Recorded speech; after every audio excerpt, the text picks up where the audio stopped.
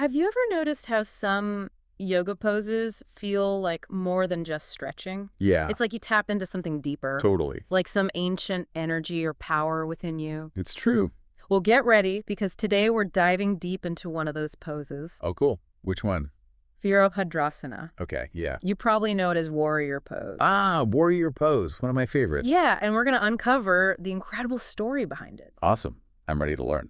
The sources we have for this deep dive lay out this epic legend of Virabhadra. Okay. It's fascinating. I bet. And we're going to connect that story with how the pose actually makes you feel when you're doing it. I love that. Connecting the physical practice with the deeper meaning. Mm. It adds so much. Exactly. Ready to jump in? Let's do it. Okay, so the story starts with this huge yajna. A yaj. Yeah, it's like this massive sacrificial ceremony, Okay. and it's being put on by King Daksha. All right. Now, picture this. A big, important event, tons of people, rituals, offerings, the whole 9 yards. Got it. But there's one major problem. Oh, what's that? Daksha decides not to invite his own son-in-law. Seriously. That's kind of a big deal, isn't it? Yeah. Especially in that kind of context. It's a huge insult. Leave out your own son-in-law from a big family ceremony. And not just any son-in-law. All right. Who are we talking about? Lord Shiva. Oh, wow. Okay. That's not going to end well, is it? You can imagine how this goes down. I bet there's some drama coming. Big time. So how does Lord Shiva react to this snub? Well, before we get to Shiva's reaction, we have to consider Sati, Sati. Shiva's wife. Oh, right. And Daksha's daughter caught in the middle. Exactly. The sources really paint this picture of her complete despair. Yeah, I can only imagine. Her father disrespects her husband in such a public way. It's a huge slap in the face to both of them, and for Sati, it's like this unbearable humiliation. It really makes you think about the depth of her devotion to Shiva. To feel that pain so strongly on his behalf. It's powerful stuff.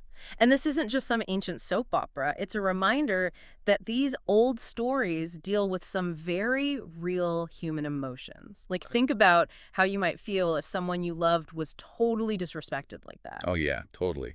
I can see the parallels. It would be devastating. So it's this intense emotional turmoil that leads Sati to do something pretty drastic. What does she do? She takes her own life. Oh, wow. Right in the fire of the yajna. No way. Yeah, the same fire from which Shiva was excluded. That's intense. Such a powerful statement. Can you imagine the shock, the horror? Everyone there must have been stunned. I can only imagine. So what happens next? How does Shiva react to this? Well, let's just say it's not a calm, measured response. I figured as much. We're talking about the destruction god here. Exactly. The texts describe not just grief, but this overwhelming, furious rage. That makes sense. I mean, his wife just killed herself because of this whole messed up situation. The sources really make it feel like the earth is shaking with Shiva's anger, like something massive is about to happen. It sounds pretty terrifying. And I guess this is where Virabhadra comes in. You got it. In this moment of absolute rage and sorrow, Shiva does something incredible. What's that?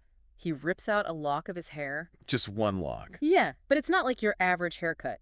This is Shiva's hair, imbued with all his power. So, like, magically charged hair. Exactly. And he flings it to the ground. It's a powerful image, right? Like this raw, primal energy being unleashed. Oh, yeah, totally. You can almost see the sparks flying. And from that fiery lock of hair, Virabhadra is born. Whoa. That's a pretty dramatic entrance. Imagine this fierce warrior bursting forth from the flames, Oh, wow. eyes blazing, a sword in his hand. And this sword, is it like a regular sword? No, it's not just a weapon. It represents divine justice. Whoa. So Virabhadra is like the embodiment of Shiva's rage and this need for justice. That's pretty powerful. Yeah. It's heavy stuff. So Virabhadra emerges with one purpose: to avenge Sati's death. I bet Daksha's in trouble. Oh, you know it. Virabhadra is on a mission to completely destroy Daksha's yajna. Wow, no messing around then. Straight to destruction. No peace talks here. It's all about righteous fury and retribution. You know, it makes you think about how anger can be this powerful force, but also kind of scary, right? What happens when that kind of raw emotion is given form and power like that? It's a great question. And the sources don't sugarcoat it. They describe Virabhadra storming into the yajna, just wreaking havoc. Oh, yeah? Total chaos, people running and screaming. I bet. No one wants to be on the wrong side of an angry warrior god. Especially one born from Shiva's fury. So we have this dramatic, intense, and violent story, right? Yeah, definitely. Lots of big emotions and epic battles. But then we shift to something seemingly very different.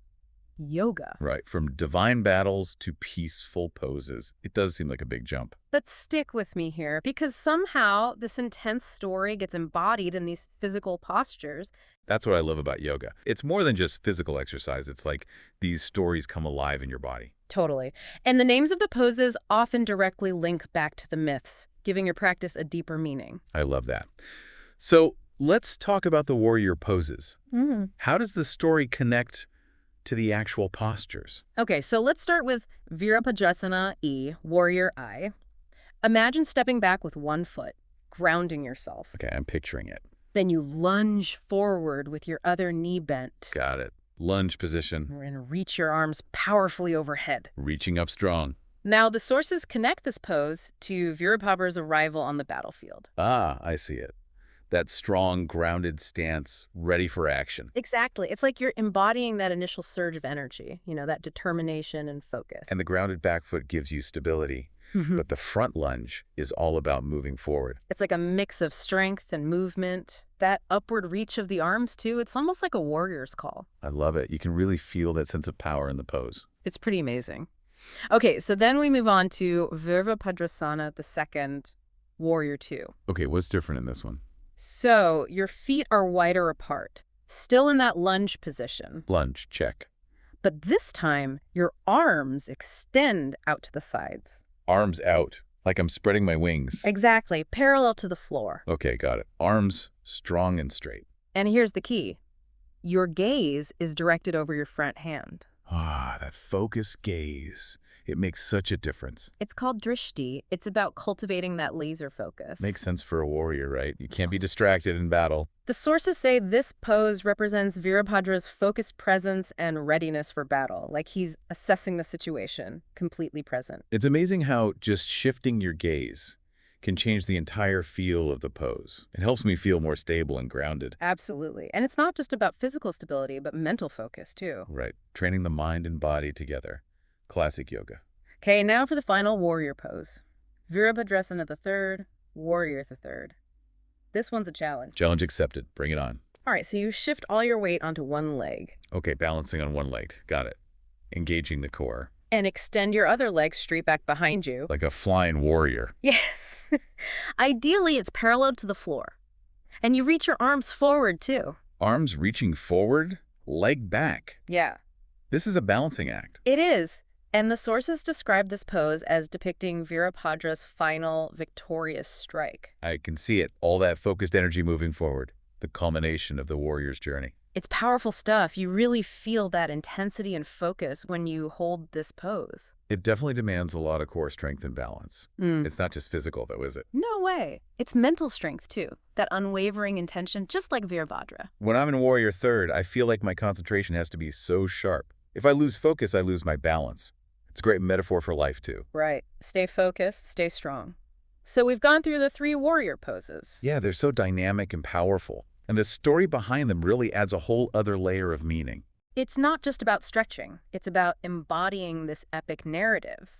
And that leads us to the benefits of practicing these poses. Yeah, let's talk about the benefits. It's fascinating how the qualities we attribute to Virabhadra, like strength, focus, determination, All those warrior qualities. they're reflected in the benefits of doing these poses. Like we get to tap into our own inner warrior. Exactly.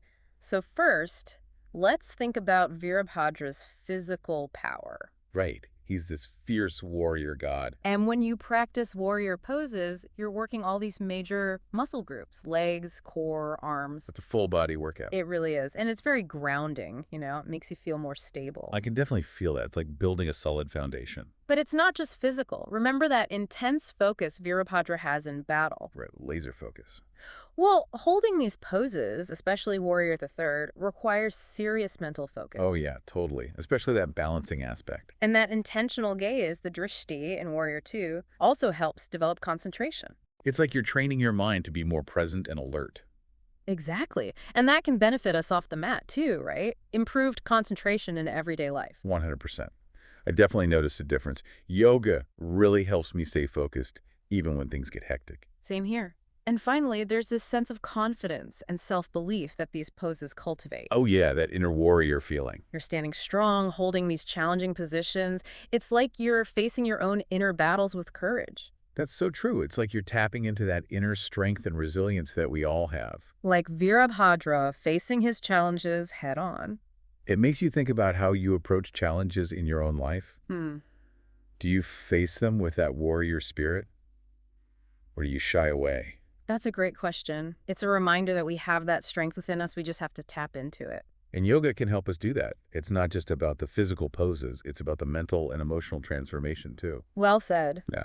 So, as we wrap up our deep dive into Virabhadrasana, the warrior poses, I feel like I learned so much. it's amazing how connected this ancient mythology is to our modern yoga practice. It adds so much depth and meaning. I hope you'll keep this story in mind the next time you step into warrior pose. Feel that grounded strength, That focused gaze. that unwavering determination, and connect with your inner warrior.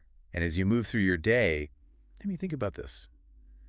Virabhadra was born from powerful emotions, grief and rage. Right. How can we, in our own lives, channel our own big feelings? Yeah, all that emotional energy we all have. Not towards destruction, but towards strength, purpose, and resilience. Just like the warrior poses embody. That's a great thought to leave us with. Thanks for guiding us through this deep dive. It was fascinating. Absolutely. Until next time. Namaste. Namaste.